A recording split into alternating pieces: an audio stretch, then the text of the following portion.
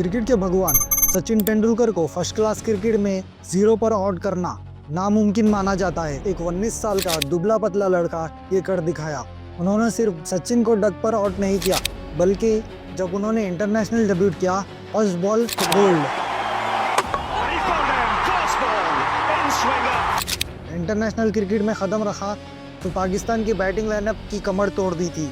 हम बात कर रहे हैं इंडिया के सबसे अंडररेटेड जीनियस की, भुवनेश्वर कुमार, जिसके पास जेम्स एंडरसन की जैसी स्विंग थी और डेल स्टीन जैसा दिमाग। लेकिन दोस्तों, भुवी की कहानी सिर्फ विकेट्स की नहीं है।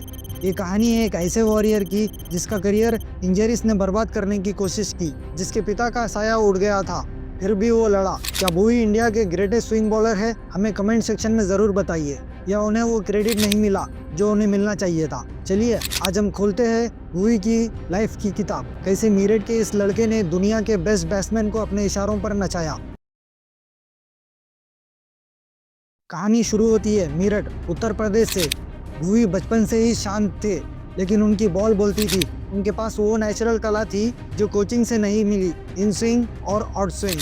लेकिन भुवी ने लाइमलाइट में तब आए जब उन्होंने भगवान को हैरान कर दिया। साल 2009 Ranji trophy final.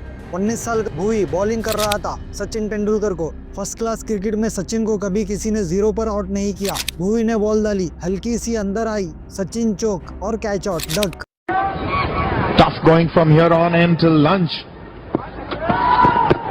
That's in the air, backhand, and I think he's got. उस दिन पूरे इंडिया ने पूछा ये लड़का कौन है। धोनी की नज़र उन पर पड़ी और फिर आया वो दिन जिसने हिस्ट्री बदल दी। 25 दिसंबर 2012, इंडिया वर्सेस पाकिस्तान। प्रेशर इतना था कि सांस रुक जाए। मोहम्मद हफीज स्ट्राइक पर। भुवी ने अपनी पहली बॉल डाली, एक ब्यूटीफुल इन स्विंगर और विकेट।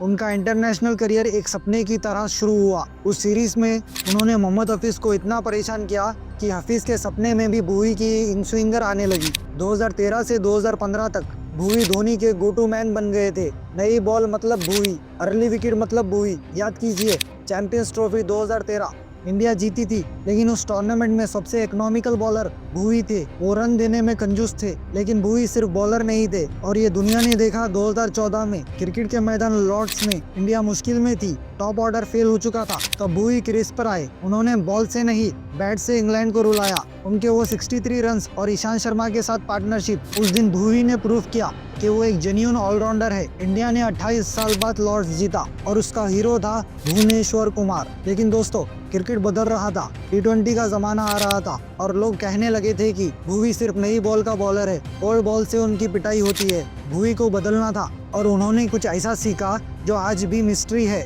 यहाँ आता है भुवी का 2.0 वर्जन। भुवी ने रियलाइज किया कि सिर्फ स्विंग से काम नहीं चलेगा, उन्हें डेथ ओवर्स का राजा बनना था। उन्होंने डेवलप किया अपने नकल बॉल को। टेक्निकल बात करते हैं, जब फास्ट बॉलर स्लो डालता है तो उसका आर्म स्पीड स्लो हो जाता है, जैसे बैट्समैन समझ जाता है। लेकिन भुवी धोखा देते थे। आर्म स्पीड वही 140 किलोमीटर पर आवर वाली, एक्शन वही एग्रेसिव, लेकिन बॉल हाथ से निकलती थी उंगलियों के पीछे से। बॉल हवा में तैरती थी और बैट्समैन का टाइमिंग खराब हो जाता था। इसी टेक्निक के दम पर उन्होंने आईपीएल में back to back purple cap जीता। सनराइजर्स हैदराबाद के लिए वो बैंक बन गए थे। जब 18 और 20 ओवर में मैच फंसता था तो वार्नर ने हमेशा बॉल भुवी को पकड़ा दी। दुनिया के बड़े बड़े power hitters Russell, Pollard, ABD सब भुवी के आगे बेजुबान हो गए थे। लेकिन कहते हैं ना, वक्त हमेशा एक जैसा नहीं होता। 2018 के बाद भुवी के शरीर, बॉडी ने जवाब देना शुरू किया। बैक इंजरी, हैमस्ट्रिंग इंजरी, वो टीम से अंदर बाहर होने लगे। उनकी स्पीड 140 से गिरकर 125 हो गई थी। लोगों ने कहना शुरू कर दिया था भुवी इज फिनिश्ड। सबसे बड़ा धक्का तब लगा जब 2021 में उन्होंने अपने पिता किरणपाल सिंह को खो दिया। सोचिए उस मेंटल स्टेज को, करियर खत्म होने की कगार पर, बॉडी साथ नहीं दे रही और सर से पिता का साया उड़ गया। कोई और होता तो टूट जाता, क्रिकेट छोड़ देता, लेकिन भुवी शांत रहे। वो दर्द पी गए और वापस ट्रेनिंग ग्राउंड पर आए। उन्होंने वापस मेहनत की, स्पीड बढ़ाई और स्विंग वापस लाए। उनका कमबैक 2022 में जबरदस्त था। उन्होंने दिखा दिया शेर बुढ़ा हो चुका है लेकिन शिकार करना नहीं भूला। आज जब हम जसप्रीत बुमराह और मोहम्मद शमी की बात करते हैं तो हमें भुवी को भी नहीं भूलना चाहिए। जब इंडियन बॉलिंग वीक थी तब भुवी ने अकेले पूरी जिम्मेदारी उठाई थी। वो शोर नहीं मचाते, वो अग्रेशन नहीं दिखाते, गाली नहीं देते, वो बस स्माइल करते और विकेट लेते हैं। मेरा एक सवाल है आपसे, अगर भुवी को इंजरीज ना होती तो क्या वो जेम्स एंडरसन जैसे बेहतर स्विंग बॉलर बन सकते थे? क्योंकि स्किल में वो किसी से कम नहीं थे। शायद अब हम उन्हें इंडिया की जर्सी में वापस ना देख पाए, लेकिन भुवनेश्वर कुमार का नाम इंडियन क्रिकेट हिस्ट्री में गोल्डन लेटर्स से लिखा जाएगा। The man, the myth, the swing king. अगर आपको भुवी की ये स्टोरी दिल तक लगी हो तो लाइक करे, शेयर करे और चैनल को सब्सक्राइब करे। मैं मिलता हूँ अगली वीडियो में, जब तक के लिए जय हिंद।